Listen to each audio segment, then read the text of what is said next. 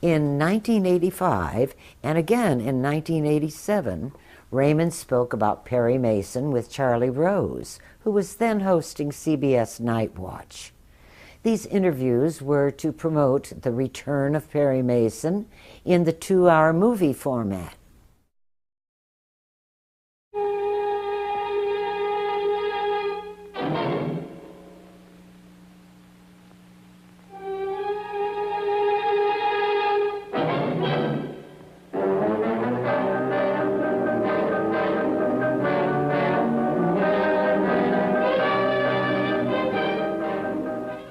That music signaled the beginning of an hour of unfailing justice. Right was done every night, just in the nick of time. Perry Mason never rested. The show went on the air in 1957, and after a 9-year run, it went into syndication. Now, Raymond Burr is recreating the role of Perry Mason for a new 2-hour movie, The Return of Perry Mason. It airs in December, and we are pleased to have Raymond Burr join us now. What a pleasure it is to have you here. Thank you. It's my pleasure. I'm a great fan of this show. Thank you very much on behalf of all those people who watch it. Why is it coming back? Well, we never had the opportunity of doing a 2-hour show, and I always wanted to. All of Mr. Gardner's books had to be oversimplified to get the whole story into an hour's time. And I always wanted to do a 2-hour show for that reason. And so Perry Mason comes back because Della is in trouble. That's right. That's Della, right. Can I give it away? I mean, she's on trial for... She's on trial for murder, and, Yeah. and she has become an executive assistant to a big industrialist whom she's accused of murdering. Perry Mason has become a judge, an appellate court judge, and he has to resign that in order to defend her. So we don't dwell on those two things very much. We dwell on the case. And, however, we do have 2 hours that tells you a little bit more about Mason and tells you certainly a good deal more about Della Street. And what's happened to him in the interim, or more about the nature of the man and his character? The nature of the people involved in the show. What was the magic of it? Why did it work so well? I think because the audiences wanted to believe in our form of justice, our court system. It's imperfect, but it's still the best in the world. And then in the end, justice will out. So yes, it was even an important show in foreign countries where they had the Napoleonic criminal code as opposed to the Anglo-Saxon code. And some of the shows that were done in the United States, Perry Mason and the Defenders and shows like that, helped change the law in some of those countries. It was good without having car chases and shootings and violence. It was the drama, the human drama of characters you liked in conflict. You saw the results of violence mostly on the show, very little violence, if any. We will have mostly that in the 2-hour show. There is no gratuitous violence of any kind in the show. There is some excitement. It must be more than just justice. I mean, the character itself. People must have liked Perry Mason. I mean, you've got to have an anchor there that people like. Well, we worked. Those days were the beginnings of television's hours, hour dramas. And when we started the show, there were very few hour dramas. We had come from live television, Playhouse 90 and Climax and those shows, mostly introduced by CBS.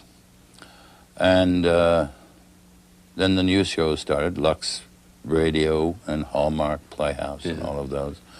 And then the hour dramas. So no one really knew where they would go or whether they would be successful. And that came just at the right time, I guess. You had a reputation for being a prodigious worker. You lived on the set. Well, unfortunately, there were those many words in each show to learn, and you couldn't do it by living apart from the studio. It was a great success, the show. We went on for 9 years. I thought it was 2 years too many. You wanted to quit 2 years earlier? Oh, I wanted to quit at the end of 5 years. It went 9. You wanted to quit at 5. You thought it should have been over after 7. Absolutely. Because? You start losing qualities on the show. You start losing your best writers after 5 years. It's very rare that a show can continue on unless it has an integrated part of the cast who also works on the show, like writing, like was done in MASH, for instance. MASH continued on for all those years because of the dedication and, you know, with a great degree of excellence. The shows that are on today that are the best shows have that dedication from all departments in the shows. Commitment to excellence. That's right. You know, and you don't get it. You have it on your show. That's why I watch it all the time. Well, thanks very much. Back in a moment. Raymond Burr, stay with us. Raymond Burr is with us now in Washington, and what a pleasure it is to have you back, sir. It's a pleasure to be with you, I'll tell you. So we got another movie. The last one was so successful. It was what, the most watched television movie of the year? We did 5. This is we just finished the 7th one. Right. The Case of the Murdered Madam was the 6th. So we did 5 in the 2-year period, then we're doing 4 this year. And they've all done incredibly. They've all beat everything else on on their time slots. You prefer the longer form because what? Oh yes, you can. We found out that Della Street lived in a house and could garden and could cook. You never saw her cook in all the 9 years we did a show. Find out that Perry Mason possibly might have a sense of humor, you know, and those kind of You never things. had time for that in a Never novel. had time for it. Never, and we find out also that maybe there is more than hanky-panky going on between Della and Perry. Yeah, so we never had time for that either. Yeah. Time for just the 1-hour show. Is the audience reacting differently? Do they say, my God, I love I mean, what's the feedback you get? Charlie, the most important thing to me was everybody said, did you expect the kind of a reaction you got on the first show? I expected us to be moderately successful. Not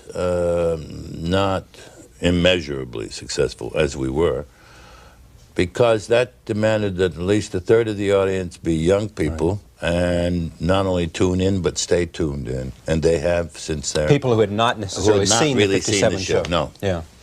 So, how do you explain the success? What is it that people makes it? still want to? They are taking a measure of their form of justice as sure as anything, and they like the idea of. Everybody likes the idea of a white knight, you know, riding to the rescue. But with across this country and indeed in foreign countries, it's the most successful show of its kind ever. In syndication. Yes, I was in Cannes this last year. It was my first kind of trip to that milieu, and we are the #1 show of any dramatic show that goes from the United States this last year. But there's got to be more to it than just the fact that it is life and death, it is courtroom drama. I mean, there is something special. It's part of you, but it's also part of the Perry Mason persona. I mean, what is it that makes it uniquely successful when there are other competing dramas about lawyers? Well, I think it was the first one, #1. When we went on the air in '57, none of the minorities were represented really in the courts, or didn't know that they were, and this was a great education for the American people. Not only our show, but all the shows that came after. But the Oriental people, the Hispanics, the black people, it all became their show. Why? Because they could see that this was a country that the justice system is imperfect in our country because it's dealt with by human beings who are imperfect. But it's still the best damn one that we have in the country, in the world, by far. Our justice system. Yes. Yeah. Have you read this book, Presumed Innocent? Yes, I'm in the middle of it right now. Because it's a fascinating look at American justice and the notion of deals being made and a sense of the corruption of American justice. Oh, there is that. There is that because now that we get ourselves, wait till we get into the next century. I think there's a lot more going to be involved with the new electronics than we've had in courtrooms before. Not just televising the courtroom, but using... No. Using the whole courtroom. I support a college of law in Sacramento called McGeorge, and it's one of the finest law schools in the United States. I did a commencement address, 27 years there, and we graduated 14 lawyers that day in an open field because they didn't have any commencement hall, all right? Last year, they graduated almost 800 students, and they had 7,000 in the audience. And 800 students? Almost 800. Yeah. 800 lawyers out. Yes. But all marvelous lawyers. And what it has is the biggest group of students per capita in the law schools passing the bar. Now, the interest in during that period of time, during the 25 years, they started what was called the courtroom of the future, and we built the courtroom. I was part of it. I did a whole film on it. It was done circular, where the jury sits with its back to the spectator section. There's absolute security for everything. There's a television set in front of every one of the jurors and every one of the principal people that shows them evidence close-ups and certain aspects. It's a marvelous system and is used as a courtroom. And all the new courtrooms in the United States have sent word, want to take a look at that courtroom. So by the time we get to the year 2000, you're going to see a lot of changes within the courtroom systems. We need to, because we are more populous and we have more cases, and we're a litigious society. Yes.